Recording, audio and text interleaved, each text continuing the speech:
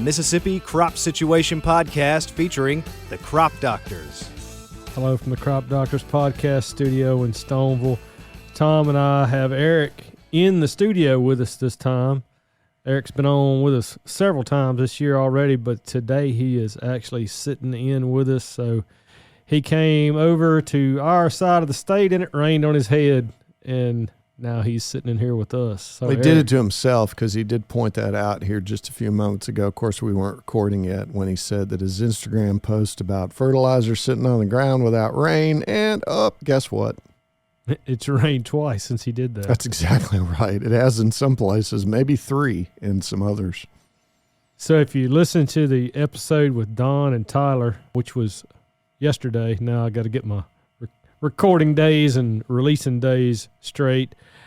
I think it was me that said it might or might not rain. Well, it might rain because it did. So we got another good rain, and that's what brings Erick to another good rain. It was a frog choker. Yeah, our little humble corner of the world. So Erick, thanks for dropping by, man. It's good to be here. So what were you headed to do? Just a routine corn verification fields in the Delta. We come over every week and look at the field, see if we can see anything going wrong and offer management suggestions and carry on with business. So business is certainly picking up. The corn is boogieing. That it is. It's that time of year. That's a technical term, Tom Allen.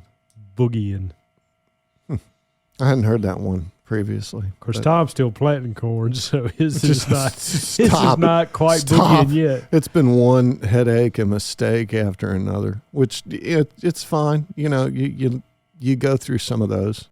Erick, since we're recording this the same day that we recorded the podcast with Don and Tyler, Tom gave me permission to ask you the same question that I asked Cook this morning, so I'm going to ask because we're going to get a totally different answer, and that's the best part about it. Totally different answer. For the sake of argument, Erick, assume time travel is possible. Where is Erick Larson going in his time machine? Probably back to about 1980. All right. To do what? Care to elaborate? That was the time I was in high school. I guess just good time of life, and getting to the stage where I am, at the end of my career, you might say, or pushing 60 years old. You think about that type of thing. It'd be nice to go back and relive some of those times again. Yep, mullets, airbrush T-shirts. Well, I'm going to double down then. What would you tell 16-year-old Erick Larson? I don't know. 16-year-old Erick Larson wasn't a whole lot different than what I am today, except for a few years older. I don't know, maybe, expand your possibilities as far as career things. I grew up on a farm. Obviously, I've enjoyed doing that in my entire career and everything. But, when you're 16 years old, it's hard to think about the future and what you want to do for the rest of your life, or if that's a good decision to do that. So that would be something to think about anyway. Certainly that age, that's a career-defining moment. Yeah. No, I agree with that. Tom, what would you tell your 16-year-old self? Don't buy so many tapes. That's just a knee-jerk response. Cassette tapes may not last forever. Erick's expanding his horizons, and you're collecting cassette tapes. Exactly. Look. Okay. Hey, honestly, I'm not going to hem and haw around, beat around the bush. We're just going to give you that straight answer. Hair metal bands in the 80s won't be around forever. That Poison cassette tape you're going to buy probably isn't going to be something you're still going to listen to in 2024. And it's not going to be worth anything. That's exactly right. All right. I didn't see that coming. As we mentioned, it has rained now a couple of times this week, Erick, and the corn is growing. A lot of fertilizer going out. Most of the herbicide is out on the corn that's of the growth stage, and we certainly have some that's not quite there yet. And I know there's some young corn, but a lot of the corn, I think, is in pretty good shape, or the corn that I've seen looks to be in pretty good shape. Most of the corn is at least in the rapid growth stages, so it's going to be 18 inches tall to tassel now. We do have a little corn in South Mississippi that's already tasseled, and we're rapidly approaching that throughout the rest of the state. Obviously, the planting dates are spread out a good bit this year, so we've got a pretty wide range in different ages that you'll see in management concerns, relative to those stages. just for 2024 on the planting progress, is this year an outlier to have February corn and May planted corn? Yeah, I would say, if you look at the NASS numbers, they're going to say that it was, similar to years past. But the unique thing about this year is that we really didn't have a great defined window where we had over 50% of our corn planted at any one time. We had some dry conditions in late February, had some, in extreme South Mississippi that got planted then. But the rest of the crop was planted in 1 and 2 or 3 day windows interspersed throughout, just scattered throughout March and really, until the end of April. There was a little window there, around April 25th that there was a lot of corn planted for those that still intended to plant corn at that time period. Usually we have a little bit better opportunities, I guess, during the season. This year, that was tough, and intentions were down, so that helped a little bit in terms of getting into the field. But most folks didn't realize their intentions either because of the difficult planting season. And it wasn't because of big flooding events either. It's just persistent rainfall that we're going to get a rain, every 5 to 8 to 10 days throughout the spring, and we certainly got every bit of that without any dry windows for the most part. And really, we haven't yet. Yeah, quantities have gone down a little bit, but that depends on where you're standing. But the big general rains statewide have petered out some. But if you're standing in the wrong spot, you've still gotten rain about every week, give or take a few days. Yeah. All right, Eric, you alluded to the general growth stage of the corn crop that's out there in some places where it's a little bit off. But I think the one topic that you wanted to talk about, and I would imagine that most listeners want to hear about, would be fertility needs at this point in the season. Yeah, there's two things, I guess, that we get a lot of questions about. Mostly the top dress urea applications. You've got either growers in the state that are applying 100% of their nitrogen as top dressed urea. The biggest threat associated with top-dressed urea in general is that it's going to require some moisture, some rainfall preferably, to incorporate it in the soil and make it where it's not volatile, where it'll escape to the atmosphere and be lost, basically. You want it available for the crop and incorporate it in the soil so that you get full efficiency out of that product that you're applying to the field. And using your liquid UAN, the insol that we affectionately call that, and injecting that into the soil reduces threat of urea volatilization with that source. So we've used that method for years, but putting all your urea or putting urea on the soil surface is unique in that 100% of your nitrogen is on the soil surface, and if you don't get a rainfall event to incorporate it in a timely fashion, you can lose a pretty high percentage of that urea. And obviously we want to treat it with a urease inhibitor to slow that process down. But if we're putting out 3 or 4 applications of urea during the month of May and early June leading up to tassel, and then we get 3 or 4 weeks of dry weather, which occasionally can happen, and last year we had a fairly dry May, particularly in the North Delta.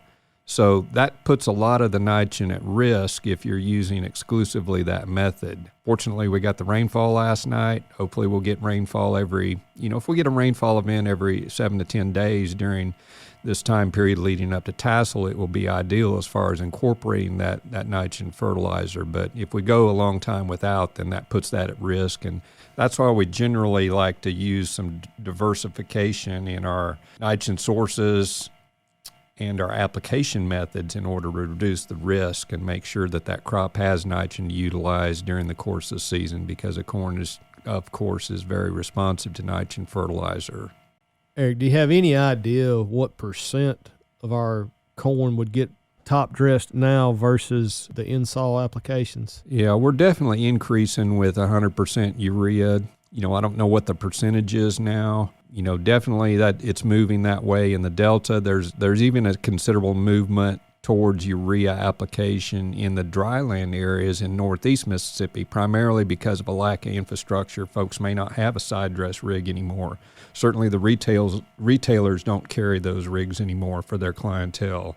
And urea is a cheaper nitrogen source. So if you can get it applied in a timely fashion and get it incorporated by rainfall, everything is lovely. But if you're in a dryland area in northeast Mississippi, number one, you won't have airplanes over there to apply it like you would in other parts of the state. So you may be applying it in one or two applications, all your nitrogen going out at one point. And if you don't get a rain on it, and again, if you're in a dryland area, you don't have a center pivot, you don't have for irrigation that you can run water down the rows or have any way to incorporate it except for Mother Nature. So that's a whole different level of risk associated with that fertilizer source and application method for a corn crop. You mentioned the urease inhibitor, which is Agrotane is the trade name that most people know it best by, and there's a lot of other products in the market now. But when urea is treated with a urease inhibitor, how long will it lay there and maintain its effectiveness before it gets a rainfall? Well, your loss after probably, close to 20 days is going to be up in the 10% range, probably 10 to 15%, something like that. That gives you a little bit of an idea in terms of safety. I'd like to stay within that range. For other reasons, I'd like to get it incorporated within 20 days. To put that compared to an untreated urea, you can have various research studies obviously vary in their amounts, but there's a lot of them that show that even after somewhere between 2 to 5 days, or say 2 to 7 days, that you're going to have over 20% loss if you don't treat it. So the difference between untreated and treated is probably the most significant thing, and obviously we would highly recommend that you treat it. And that was going to be my point. I don't know of an additive that you can add to a product, in this case a fertilizer, that pays for itself more than a urease inhibitor. I mean, there just should not be any untreated urea going out on any crop. Yeah, especially this time of year. Whenever the evaporation rate is high, in other words, warm conditions, especially with moist soil, those are ideal conditions for volatility of that urea. So the threat of that is extremely high.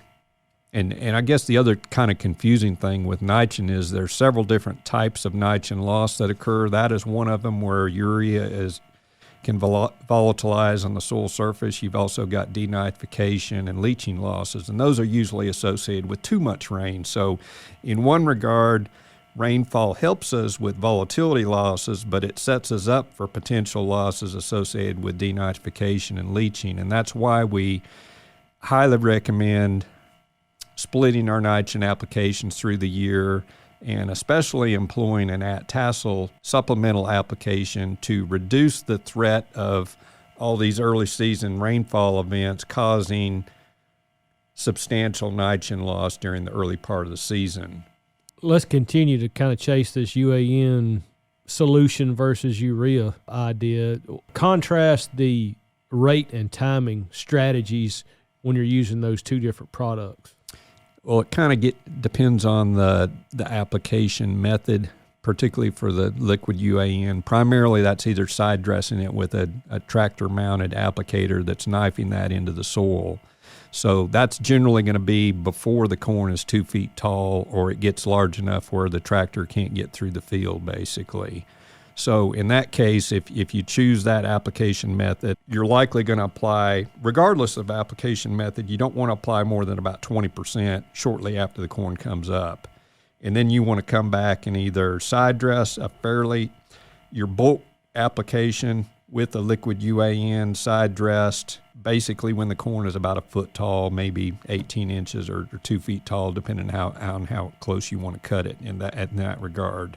Generally also recommend employing this tassel application, which is going to be flown on with an airplane at tassel timing. If you're going to go 100% urea, we recommend putting out an application 20% basically shortly after emergence, and then waiting till the beginning of the rapid growth stages, which is the same time when you'd start side dressing when it's a foot to 18 inches tall, and then start making applications every 10 days, then leading up till tassel. The 10-day timing is primarily to split up that application so you don't burn a large percentage of the leaf tissue when you make applications. Try to minimize the amount applied in any one application and no more than 150 pounds of fertilizer material. And then 30 to 40 days making 3 or 4 applications during the month of May, and maybe up till the 10th of June will generally take you to tassel timing. So that'll take you right up there and include a tassel application as well, and get you up there in the total amount of nitrogen that you're applying, up in that 250-pound range where most of our growers, irrigated growers, will want their total nitrogen rate to be. What about sulfur needs? Well, sulfur needs are a lot higher than what they used to be in the past because the Clean Air Act and other things have cleaned up the sulfur byproduct, industrial deposition that we benefited from for years. We now have to supply sulfur needs to all our crops. It's a secondary nutrient. Needs for corn are pretty substantial. We're not looking at terribly high amounts, but the crop's going to utilize 30 to 40 pounds. We may not have to apply all of that dependent upon our soil texture. And there's a lot of unknown or learning that we still have yet to do in terms of soil tests are not particularly reliable in predicting sulfur needs. So we rely upon what we think the crop needs and take tissue samples during the year to try to fine tune what we actually apply. But most folks are generally applying somewhere between 20 to, in the low 30s in terms of number of pounds of actual sulfur applied to their crop. And that can be applied with these various nitrogen applications during the season in order to meet those needs. Eric, on the older corn, the next big thing is going to be that tassel application for nitrogen. Yeah. Discuss a little bit the appropriate ways to identify the correct growth stage to make that application. It's certainly a reasonable question at that time of the year. For most of our growers, you're not going to be nitrogen deficient unless you've had catastrophic loss or you've had weather-related issues where you missed a side dress application or missed other applications early during the year. So your crop is not going to be deficient in nitrogen at tassel regardless of your timing of that shot. So really it's just a supplemental shot that is not subjected to the early season rainfall that we typically have during late April and early May, which may catch that side dress timing and subject it to larger losses than what you would hope. In other words, cause seasonal losses that exceed what is normal. So what this tassel application does is provide more consistency in how much nitrogen is available to finish that crop out at the end of the season, regardless of the wet environmental conditions during the early part of the season. So the timing is not particularly critical for that tassel application. The rules of thumb, I would say, is that V10 corn is about 2.5 weeks away from tassel. And V10 corn, if you carry a tape measure with you and measure from the base of the plants up to the top of the freestanding plants, it'll be about 60 inches tall. So that's a good rule of thumb. You're 2.5 weeks away from tasseling at that point. And any time between then and even after tasseling, it really won't make a difference to nitrogen application timing. And I will say that as a general rule, you don't want to wait too long after tassel, but even where I've run into rare situations where we have nitrogen deficiency that we notice shortly after tasseling, we've seen significant responses to a rescue nitrogen application if we get incorporated by rainfall events shortly thereafter, even after tassel. And there are some advantages with putting it out shortly after tassel. Number one, you're not going to affect pollination by putting it out urea at tassel. That's another question that we get a lot of the time. The amount of burnt leaf burn, granules falling onto the silks are not going to confound pollination. When corn tassels, all the leaves have emerged. You no longer have a whorl there, so the threat of leaf burn also is reduced after tassel. So that's a slight advantage for going out after tassel too. But the only reason to be concerned with putting your nitrogen out prior to tassel is if you've had catastrophic losses prior to that time period and the crop is in poor health and is nitrogen deficient at that time period, which usually means that you've had flooding, extended rain, a lot of rainfall during that time period, which basically caused the huge catastrophic losses of earlier applied nitrogen during the early part of the season. And that's rarely the case. That can't be common. No, occasionally we do, but that's a very rare occurrence. What about other things you're getting calls about? Any additional questions Well, about the biggest thing- applications of tassel? The biggest thing right now, and again, we're talking about this on a day that it rains, so it's hard to think about this. But earlier in the week, the first question I had was, when do we need to start irrigating our corn? The corn is getting that stage. We're approaching tasseling. We finally start hitting 90-degree temperatures pretty regular. And corn is, corn's not really unique from the other crops if you think about it. The water used for corn forms a parabolic shaped curve, as you would expect, where it increases with the size of the plant up until tasseling. It's at maximum water use for about 4 or 5 weeks after tasseling, then it drops off as the plant matures later in the year. Because of that, and because of the sensitivity also changes during the crop year, what I recommended advanced strategies for corn irrigation, if we want to take our corn yields to the next level, is to not apply maximum or the same amount of water with every irrigation over the course of the season, and change your irrigation schedule relative to the crop growth stage and the needs at the different time periods of the year. And frankly, what we've learned and what we know from crop water use and crop sensitivity to drought stress is that corn doesn't need much water leading up till tassel. Now that changes dramatically when we get within a week of tasseling, but we can use a very conservative strategy pre-tassel and then go to a much more liberal strategy at tassel and keep going until we get into the latter reproductive stages. And once that grain starts maturing, then we can back off again substantially and extend the time period between our irrigation events. That will enhance our yield level. Obviously, we use less water, less labor requirements, less fuel and expenses and everything associated with that irrigation. But the thing I'm most excited about is improving the yield potential. And the odd question that myself and I know crop consultants get, because we get this question every year, that is a very odd question to get after harvest. But the question is always, I've got some dryland corn that out-yield my irrigated corn. How can this possibly occur? And the easy and obvious answer is that you applied too much irrigation water at some point and had complications and negative consequences associated with too much water. And the timing of that and the time that it's going to affect negatively on the corn is most pronounced during the time period where we're at right now, pre-tassel. During this time period, the corn is trying to develop its vegetative foundation, you might say. That includes the root system. So drier conditions during May are one of the highest things that I see.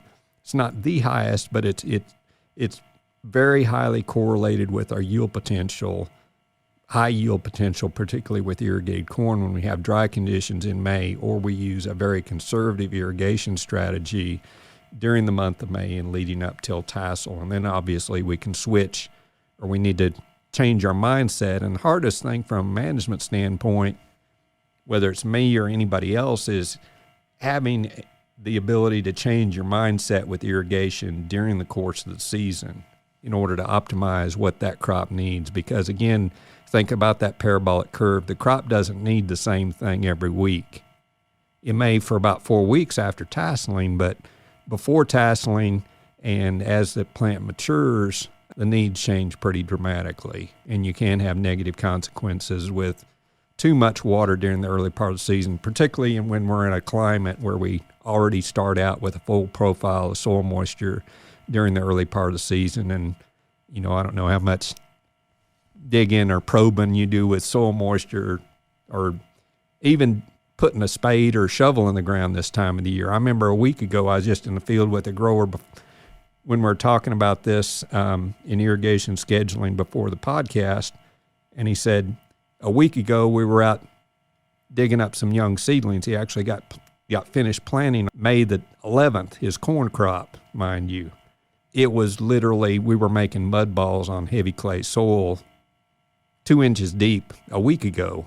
So we've got plenty of soil moisture out there. We always see that with our soil moisture sensors, whether it's, we've run these soil moisture sensors for a long time now, and you've heard it a million times. We don't want to get behind and not be able to replenish that soil moisture, but that's just not very realistic to occur in most cases, because we've got saturated soils right now a foot deep, regardless of whether it rained last night. The roots that are developing on these young corn plants have only developed about 18 inches, and they want to develop and will develop as deep as 36 inches or deeper based on what we see every year with soil moisture sensors. They're at a unique time period now where the roots are underdeveloped relative to where they'd like to be. A lot of that's going to occur during the next couple weeks, and obviously what's going on above ground, it's literally almost growing 6 inches a day, it seems like. It's not quite that much, but obviously it'll double its height very quickly in some of these fields, once they enter the rapid growth stages.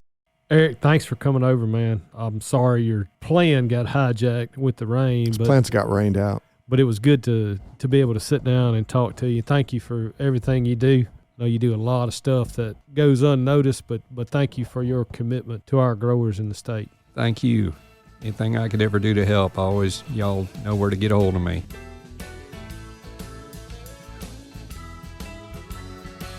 The Mississippi Crop Situation Podcast is a production of Mississippi State University Extension.